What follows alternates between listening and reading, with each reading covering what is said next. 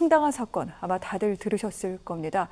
윗집에서 나는 층간소음에 앙심을 품고 이 위층 집으로 남성들을 유인한 사건이 얼마 전 있었습니다. 교수님, 이거 어떻게 된 일인지 설명을 좀 해주시죠. 예, 광주 지역에서 발생된 사건인데요. 층간소음으로 해서 아래층에 사는 사람과 위층에 하고 이렇게 갈등이 있었다는 거죠. 그러니까 이제 그것에 대해서 어떻게 보면은 아무리 층간소음 문제라고 하더라도 이런 식으로 이제 상대를 골탕을 먹인 것은 결국은 자기 스스로 자기 꾀에 넘어간 것이 되는데 어떻게 됐냐면 자신이 개설한 익명 채팅방을 통해 가지고 나를 만나려면 찾아와라. 그러면서 바로 그 거주지 위층에 있는 아파트 주소하고 또 1층에서 들어갈 때 비밀번호를 가르쳐 줬단 말이죠. 네. 그러니까 이제 이 그 남성들이 3명이 그 집을 찾아가서 초인종을 누르고 하는 이런 상황에서 이제 경찰에 신고가 돼가지고 결국 이제 경찰 수사가 계속되니까 바로 아래층에 있는 그 남성이 자수를 했습니다. 네. 그래서 이제 결국은 주거 침입 미수 간접 정범 혐의로 지금 불구속 입건이 된 상태입니다. 그렇군요.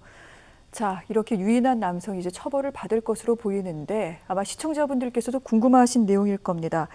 이 허위 조건 만남이라는 것을 모르고 이 집을 찾아와 초인종을 누른 남성들 3명이 있습니다. 이 사람들에 대한 처벌은 그러면 어떻게 되는 건지 궁금한데요. 그게 이제 경찰에서 주거 침입 그 간접 정범으로 불구속 입건을 했다라고 하는 것은 그 나머지 사람들에 대해서는 이제 무죄라고 하는 그런 취지로 우리가 해석을 할 수 있는데요.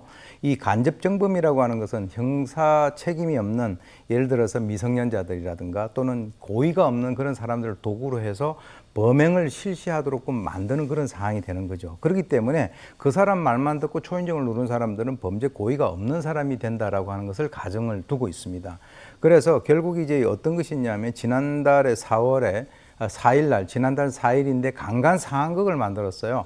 그러니까 이제 어떤 남성이 어떤 여성의 그 주소를 가지고 내가 강간을 당하고 싶은데 역할극을 할 남성을 구한다 이렇게 해가지고 실제로 이제 어떤 남성이 거기 들어가서 그 여성을 성폭행한 그런 사건이 발생이 됐거든요. 그때 당시에 바로 이것을 상황을 만든 그 남성에 대해서는 징역 13년이 판결이 났지만 네. 강간을 갖다 실제로 했던 그 남성에게는 쏘가서 강간범의 역할을 했다라고 해가지고 이거는 처벌을 할 수 있는 근거가 부족하다 해서 무죄가 선고된 그런 적이 있습니다.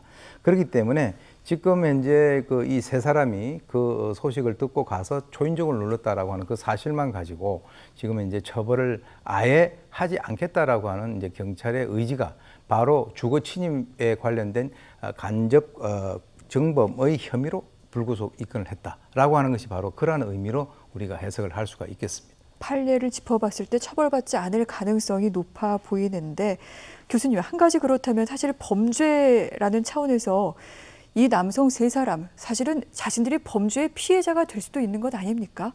그럼에도 불구하고 이런 행동들을 왜 이렇게 하는 거죠?